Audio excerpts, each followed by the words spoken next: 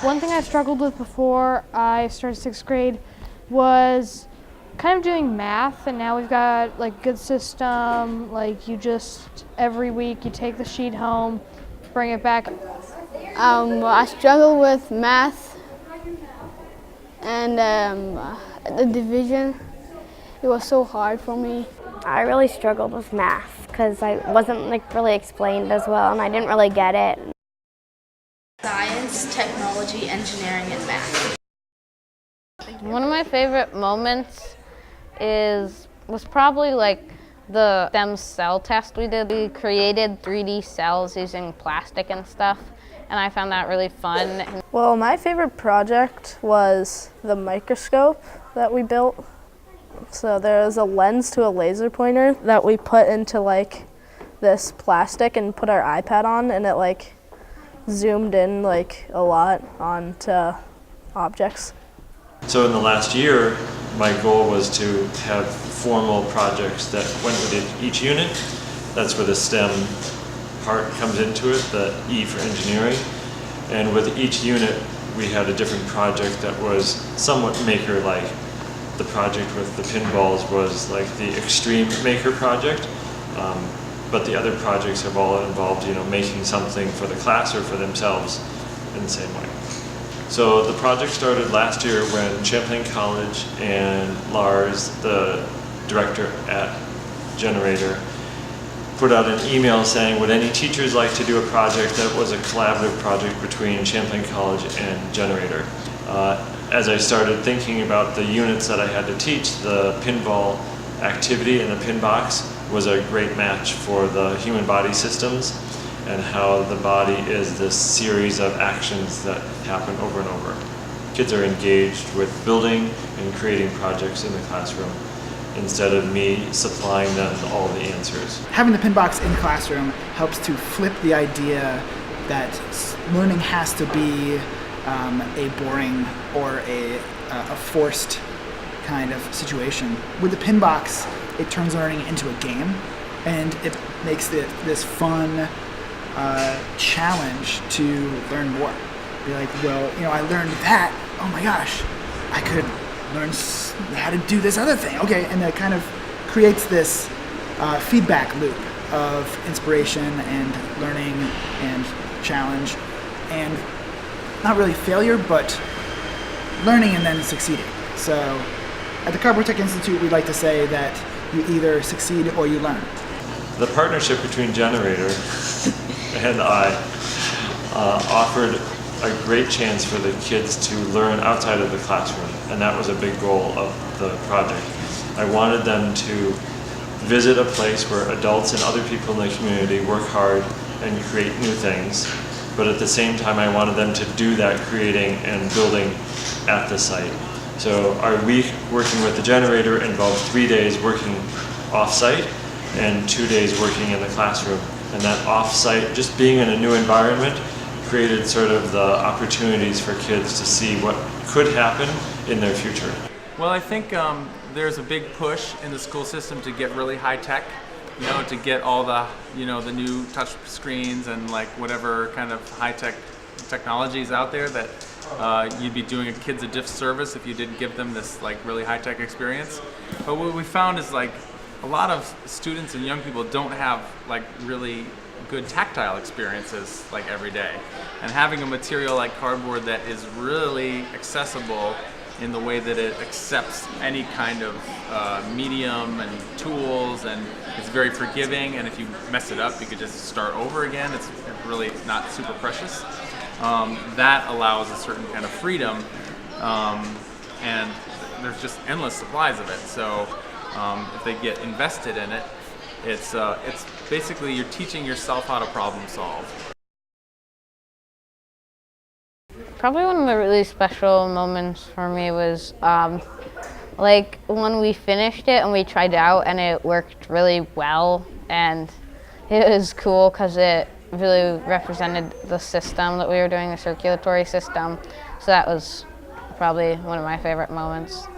I enjoyed putting it together, even though I didn't do, like, I'm awful at, like, puzzles or following, like certain directions to, like, get something. So, but it was still fun to, like, watch it, like, come together. So, when we were working on Pinboxes, it was kind of hard because all of me and my partners all had, like, ideas, and we wanted to put it all into one idea.